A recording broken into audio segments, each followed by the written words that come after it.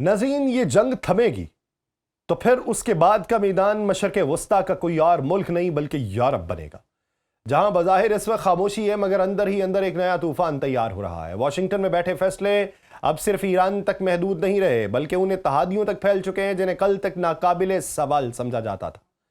Reports ये बताती हैं कि डोनाल्ड ट्रंप अब एक फैसले पर गौर कर रहे हैं जो नेटो इत्तेहाद की बुनियादों को हिला देगा। बात सिर्फ नाराज़ी की नहीं, बात सज़ा की हो रही। वो नेटो ममालिक जो ईरान के खिलाफ इस जंगी मरहले में अमेरिका का साथ देने के लिए तैयार नहीं हुए, अब उनके लिए एक नया हिसाब खोला जा रहा है। ये वो लम्हा है जहां इत्तेहाद की सियासत खत्म होगी, मफादात की सियासत खुल के सामने आएगी। नेटो जो दहाइयों से इज्तमाई दिफा का निशान रहा, अब एक ऐसे इम्तिहान से गुजर रहा है जहां उसके अंदर दरारें वाज़े दिखाई देने लगी हैं। उसूल ये था कि एक पर हमला सब पर हमला होगा, मगर अब सवाल ये उठ रहा है कि जब अमेरिका को खुद किसी जंग में साथ की ज़रूरत थी तो कितने मुल्क उसके साथ खड़े हो। दूसरे ममालिक की राय यह है कि ये जंग तुम्हारी नहीं थी, तुम्हारे ऊपर हमला नहीं हुआ, इजराइल ने जो है हमला किया और तुमने उसके साथ मिलकर हमला किया, तो ये जवाबन तुम पे हमला नहीं था। अगर तुम्हारे ऊपर हमला हुआ होता तो हम तुम्हारे साथ खड़े होते। अब ये वो नुक्ता है कि जहां से ट्रंप की हिकमत अमली शुरू होनी है कि नेटो का क्या करना है। तलात ये है कि अमेरिका उन ममालिक से अपनी फौजें निकालने पर गौर कर रहा है जो इस जंग में गैर फाल रहे। इसका मतलब सिर्फ फौजियों की वापसी नहीं होगी बल्कि एक वाज़ेह पैगाम होगा कि अब तहफ़्फ़ुज़ भी उसी को मिलेगा जो अमली तौर पर साथ देगा। ये एक तरह की सिक्योरिटी की नई करेंसी है जहां हिमायत के बदले तहफ़्फ़ुज़ दिया जाएगा। आप सब पर सलामती हूँ, मैं यासिर रशीद हूँ और आप देख रहे हैं सुनो न्यूज़। नाज़रीन, अगर हम यूरोप का नक्शा देखें तो स्पेन और जर्मनी जैसे ममालिक खास तौर पे इस बहस के मरकज़ में आए हुए हैं। ये वो मुल्क हैं जहां बरसों से अमरीकी फ़ौजी अड्डे मौजूद हैं जो सिर्फ दिफाई तनसीबात नहीं बल्कि अमरीका के आलमी असर व रसूख की अलामत भी हैं। अब अगर वाकई इन अड्डों को बंद करने या महदूद करने का फैसला होता है तो यह सिर्फ एक अस्करी तब्दीली नहीं होगी, एक सियासी जलजला होगा। सोचने की बात यह है कि इन अड्डों की मौजूदगी ने यूरोप को क्या दिया। एक तरफ सिक्योरिटी की जमानत, दूसरी तरफ अमेरिका के साथ एक गैर तहरीरी वाबस्तगी। अब अगर यह जमानत कमजोर होती है तो यूरोप को अपनी दिफाई हिकमत अमली नए सिरे से तरतीब देना पड़ेगी। यही वो खला है जहां नई ताकतें, नए इत्तेहाद और नई कशीदगियां जन्म ले सकती हैं।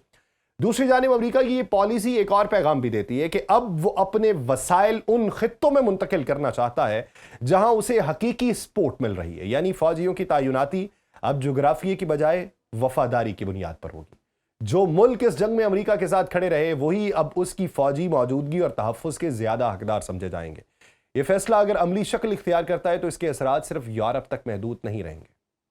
यूरोपियन यूनियन के अंदर भी एक नई बहस शुरू हुई है कि क्या यूरोप को अपनी मुश्तरका दिफाई पॉलिसी को मजबूत बनाना चाहिए, क्या वो अमेरिका पर इन्हसार कम कर सकता है, और सबसे अहम सवाल ये कि क्या यूरोप एक बार फिर अपनी सिक्योरिटी के लिए खुद खड़ा होने को तैयार है। यहाँ एक और अहम पहलू भी है और वो है रूस के किरदार का। अगर अमेरिका वाकई यूरोप में अपनी मौजूदगी कम करता है तो रशिया के लिए ये एक स्ट्रेटेजिक मौका होगा, क्योंकि यूक्रेन के साथ जो जंग है, खौफ तो यूरोप को था। यूरोप को तहफ़्फ़ुज़ देने के लिए अमेरिका यूक्रेन को असलहा भिजवाता रहा।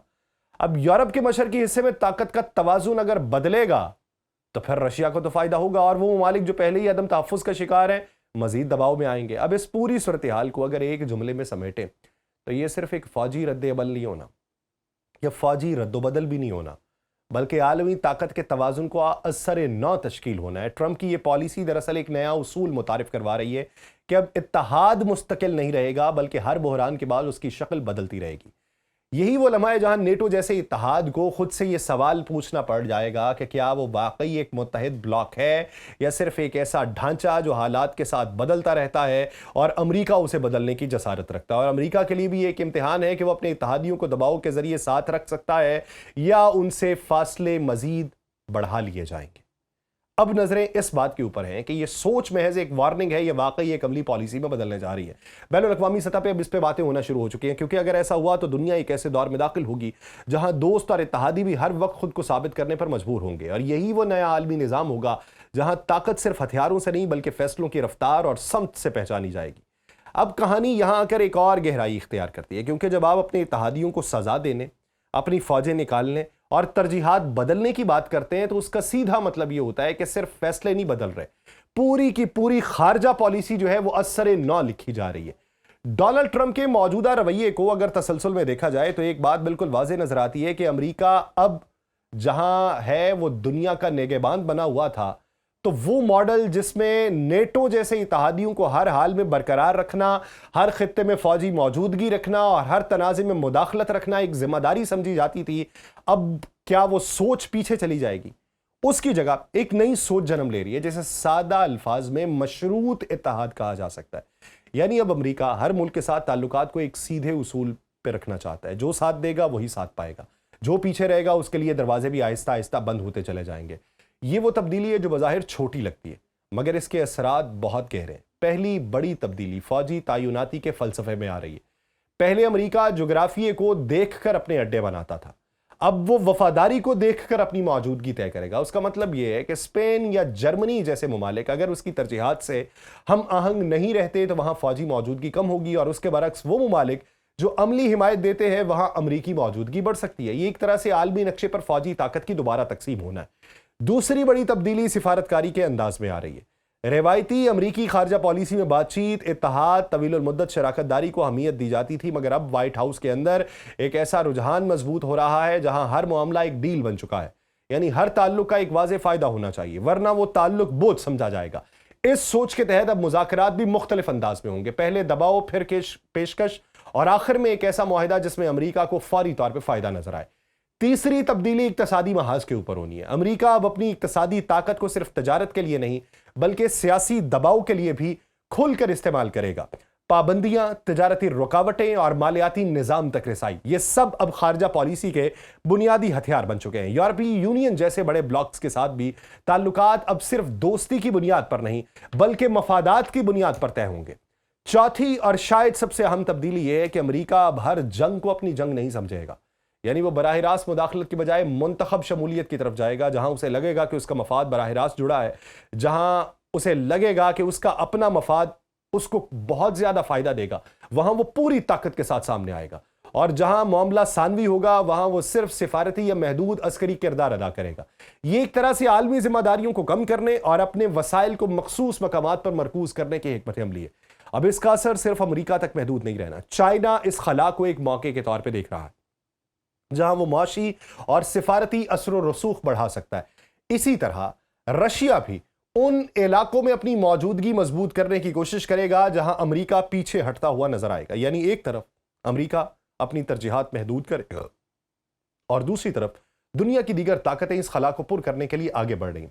یہاں ایک اور پہلو بھی سامنے آتا ہے اور وہ ہے غیر یقینی صورتحال، کیونکہ جب خارجہ پالیسی اصولوں کے بجائے حالات کے مطابق بدلنے لگے تو اتحادیوں کے لیے یہ سمجھنا مشکل ہو جاتا ہے کہ کل کیا ہونا ہے۔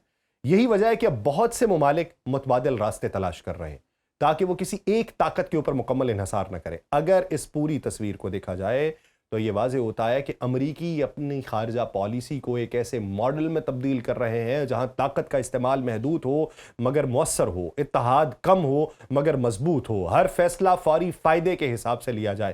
یہ وہ امریکہ نہیں جو ہر جگہ موجود تھا، یہ ایک ایسا امریکہ ہے جو ہر جگہ نہیں بلکہ وہاں ہوگا جہاں اسے ہونا ضروری لگے۔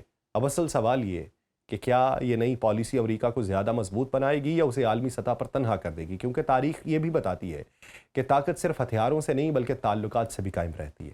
یہی وہ معاملہ ہے جہاں دنیا ایک نئے توازن کی طرف بڑھ رہی ہے، جہاں امریکہ خود کو دوبارہ متعین کر رہا ہے، باقی دنیا یہ طے کر رہی ہے کہ اس نئی حقیقت کے ساتھ کیسے جینا ہے، کون کیسے جیتا ہے اور اتوار کیسے بدلتے ہیں، یہ دیکھنے کی ضرورت ہے۔ مجھے دیجیے اجازت، اللہ نے کے پاس۔